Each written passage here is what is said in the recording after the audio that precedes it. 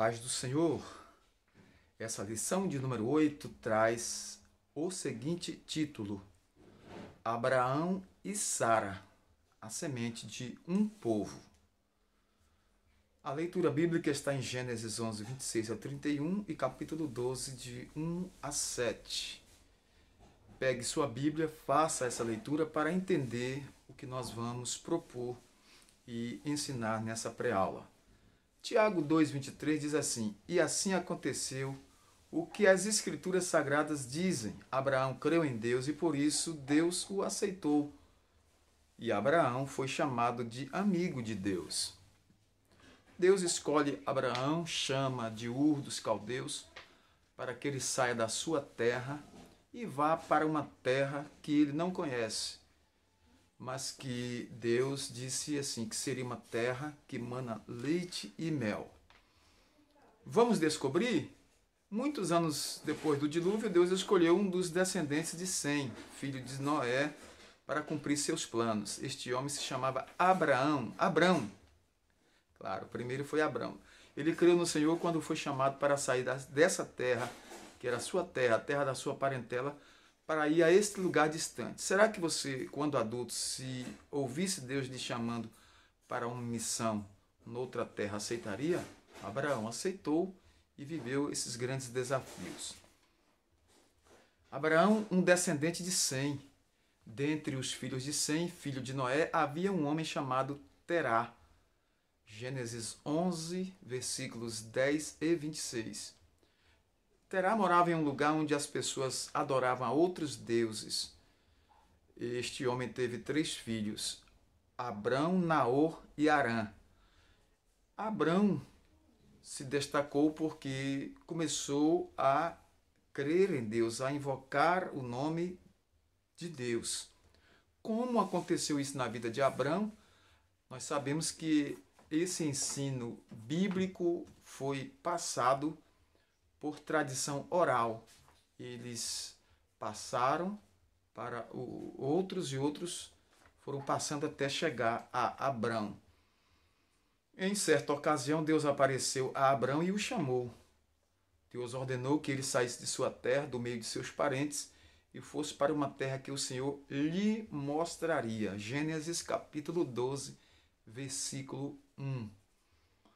Então, nessa jornada, Deus prometeu fazer de Abrão uma grande nação, abençoá-lo, fazê-lo importante, e ele seria uma bênção para todos os povos. Então, observe que a formação do povo de Israel foi totalmente projeto de Deus por intermédio deste homem chamado Abrão. Deus o escolheu dentre seus familiares.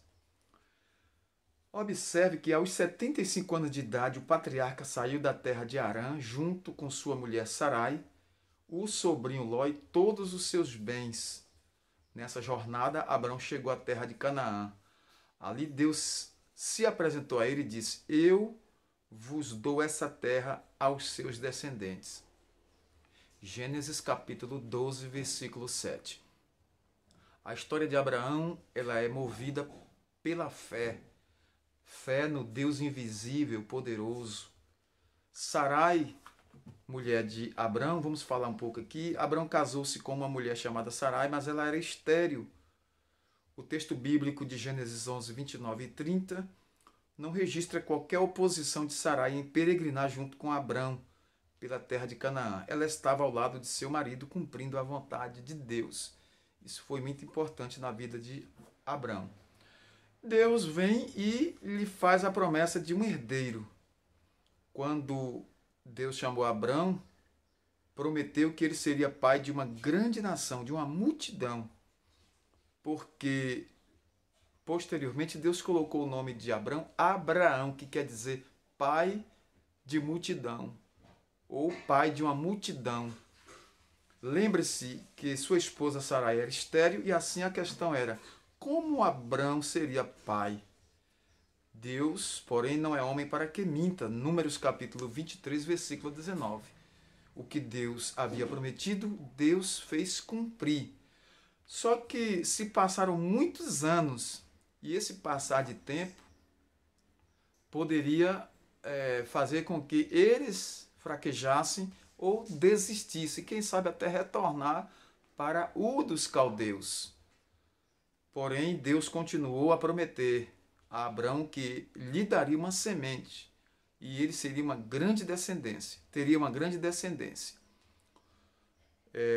Então, observe aqui que, para não haver dúvidas, o Senhor disse que um filho de Abraão seria seu herdeiro. Então, Abraão creu e por isso foi aceito diante de Deus. A Bíblia diz que creu Abraão e isso lhe foi imputado como justiça.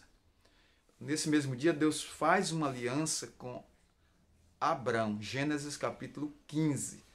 Pode ler aí do versículo 9 ao 21.